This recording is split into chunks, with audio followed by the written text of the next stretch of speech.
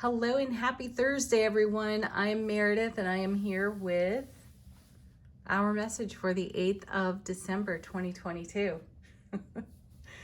It's feeling like an auspicious day. The moon is full and in Gemini. The sun's in Sagittarius. We're tuning into the energy atmosphere with the 8 coins tattoo tarot for our message today. Let's see what we're being met with today. First 3 cards. Oh, the Empress. Divine feminine energy right there. The Mother of Tarot. Creativity, passion. I feel eager anticipation on this card today. You know, she's quite pregnant on this card, ready to give birth at any moment. So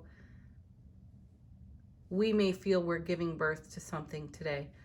Could be a conversation, could be the conclusion of a project we've been working on, bringing something to fulfillment. You know, actually, she reminds me of the Death card right now, looking at her.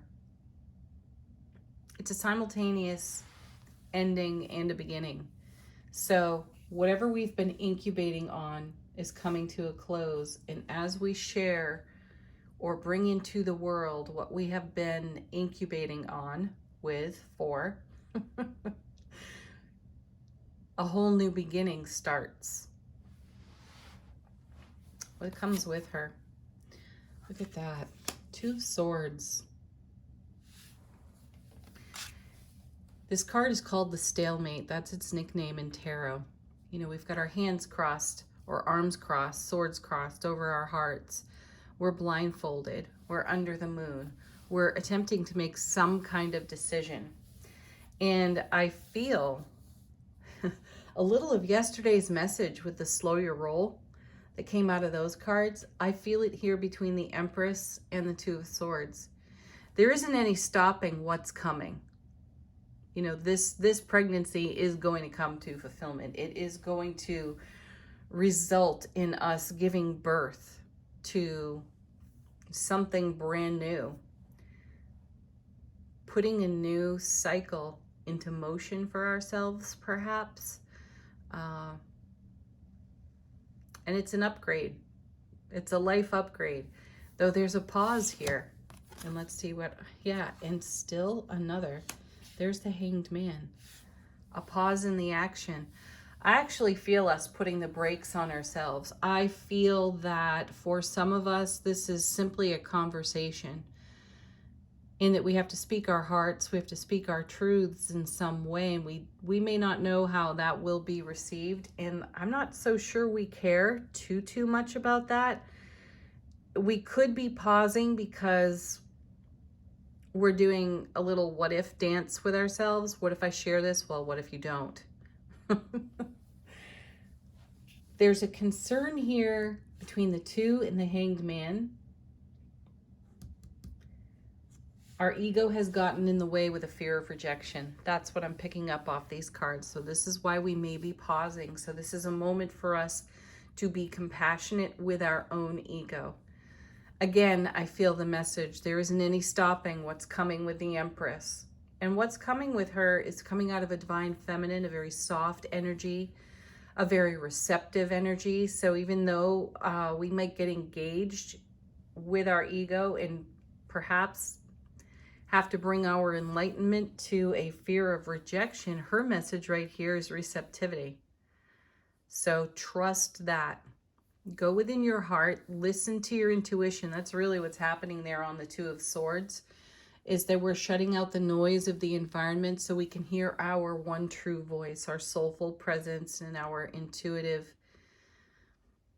the intuitive messages that are being offered to us in every moment of every day. So we're going to pause for enlightenment, perhaps garner our gains, and get strong and intentional. Yeah. And then there's, this is funny. There's the Knight of Swords on a 2-headed horse. This has me asking the question, are we in heart-mind coherence? Are we in alignment with with our hearts and our minds. And that may be the pause so we can. Are we of two minds right now? And would those be fear of rejection out of ego and true, pure inspiration to go onward? Now, the night of, we're going onward, by the way. Again, there's no stopping whatever this energy is here. Take it where it's relevant to you and your world on the Empress. There's no stopping that. It's coming. And this pause in the action feels wise because I sense we're garnering our gains and we're making sure we are in heart-mind coherence. The Knight of Swords is moving this energy on to the next couple of cards. So the Knight of Swords is also very swift, has very little interest in looking into the periphery, which may be why this pause is really important, because we're pausing in the action for enlightenment and wisdom. We are listening to our intuitive voice and our soulful presence, because once the momentum picks up here, or once we come out of the pause in the action, we're all action with this knight. Let's see where he's going. Right into the Eight of Coins. This is really funny because the Eight of Coins is kind of considered a ho-hum, slow mover of a card. So it feels like the swiftness of energy movement within the atmosphere is being tempered by the Two of Swords, the Hanged Man, and the Eight of Coins. There's the slow your roll message appearing once more. I also have a message here that for some of us, if a fear of rejection is rising, oh, it just went away. Huh. Okay. If it comes back around, I'll share it, but it just boop, disappeared right out of my stream of consciousness. Let's see what's after the Eight of Coins. Goodness. The Four of Coins. There's a lot of push me, pull me energy in this reading today, which may be influenced somewhat by the Gemini full moon. You can be of two minds, two hearts in the sign of Gemini. You could be feel as though you're being pulled in two different directions. And so a wise thing to do, if that is happening, you've got the Hanged Man, you've got the Two of Swords, just pause. Garner your gains. Get into your heart space. Stay centered, stay grounded. So we have a real swift mover there with the Knight. We have a slow mover with the 8. Another slow mover with the 4. And a pause with the 2 and the Hanged Man. And an unstoppable energy at the beginning. So, oh, that's what it was. If we are engaged by a fear of rejection within our ego, oh my gosh, it just went away twice. How is that happening to me right now? As one of my dearest friends would say, you're having a moment where it all slips away because it's that important. Like when you're in meditation and cannot relax, you're all distraction. Okay, we want to control something. That's what's at the tail end of that intuition. If a fear of rejection is rising, there's going to be some sort of attempt, in addition to the fear rising, to control the situation. Whew. All right, there it is. And I feel that profoundly off the Four of Coins, because that card's called the Miser. We want to grip and grasp and hang on to something and not move forward with it. So we're already in a pause over here with the 2 and the Hanged Man. Excuse me. And then we have the Knight of Swords. It's all speed, all efficiency. And it, you know, in the face of an unstoppable energy. Empress. What this says to me is that we are reaching fulfillment, and it's at critical mass for us. And there's excited anticipation for whatever it is. It's unique to each and every one of us in our world. And now that it's upon us, we're feeling a little uncertain. And we'd like a guarantee of some kind, and there isn't one. Although you can lean into the Empress energy in that you're in a cycle of death and rebirth with her. Mostly birth, because this is an energy we've been present with for a cycle of some kind. So you're going to have to take into consideration the cycles and patterns in your world connected to whatever you are bringing to life on your foundation with divine feminine Empress energy. So there's no getting around it. You've set a manifestation into motion. It's got momentum. It's picking up speed. And now we want to dig in our heels because it feels uncertain. It feels unsafe to our ego. And our ego is screaming at us to wait. So we're going to have to come into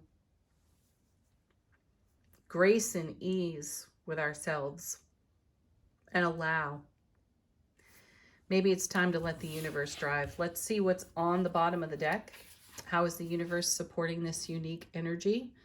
Here's the 9 of Cups. We've seen that card recently. It's a dream come true, a wish being fulfilled. Then we have the 8 of Wands. Look at that. More swift moving energy, and it's a unified energy. It's a double 4 of Wands. It's super stable. The universe has what's coming into our reality off the Empress. The universe has it well in hand, and it may be better for us to just let go.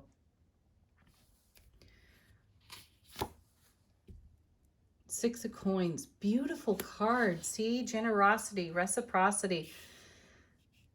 There's a marriage of energy here, and that's what's taking place behind the scenes in the pregnancy of the Empress. It's how energy is woven together, and it is how we are creating such a super stable, dream come true, fulfilled foundation for ourselves. No wonder our egos could easily freak out, because we've been here before, and we've been in a situation where reciprocity was not included in our endeavors, and we ended up giving. And then the foundation crumbled. We saw a tower moment and everything fell apart, and we had to start over. So no wonder we want to put the brakes on. We want to cross our arms over our hearts, protect ourselves. And our ego is going, no. Let's slow this down a bit. It's not comfortable anymore. And it's interesting to me too that we have the swiftness of the Knight of Swords next to the tempered momentum of the 8 of Coins. And a desire to dig in and not let go. Now we have the universe coming in with the Ace of Cups to the power of 9. The Ace of Wands to the power of 8. And the Ace of Coins to the power of 6. It's really harmonized, balanced, unified, integrated, fulfilling energy. So take a breath, get in your heart space, get heart-mind coherence together. Take the very best of that 2 of Swords, and then let go. Next, oh my gosh, we're stopping right here. The Emperor. All of this is happening in between the Empress and the Emperor, the mother and father of tarot, our divine feminine, our divine masculine. We've got something to say. We've got something to share. We've got something to manifest on our foundation, and it's incoming. There's no stopping it now. And the ego has no business attempting to control what's coming. The universe has it all well in hand for us. Oh, so we can relax and lean into that. How wonderful. Let's take a look at angel answers. It's a great time to ask a question, especially after a message like that. My guides are perking up, and I'm hearing trust. I'd love to see the trust card come out of this deck. So we'll take whatever comes out of the shuffle, but my guides are saying trust. Trust yourself, trust the process, trust the universe. Look at this. You're ready? The other one coming with it is yes.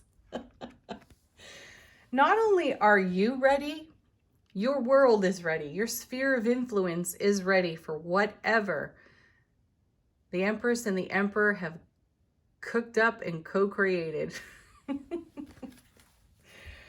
I'm feeling heaven and earth converge between the two of them. In harmony, in alignment with our dream, with our vision. Our divine feminine, our divine masculine is creating heaven on earth for us. It is about to burst onto the scene. Oh my gosh, yes, here's the perfect timing card, divine timing. These are great messages. One more. Oh my gosh, wow. Let go. I probably would have had the same reaction if that were the trust card. Let go is even better because it's a trust fall into yourself, into your own heart center. So yes, you're ready. The time is now. It's divinely perfect. Speak it, say it, bring it, put it on your foundation. No more hesitation. There's no stopping whatever it is for you anyway. Woo, I have goosebumps. Love it. Let's do a final card from the Gateway Oracle. Oh, what does our soulful presence have to say to our waking consciousness?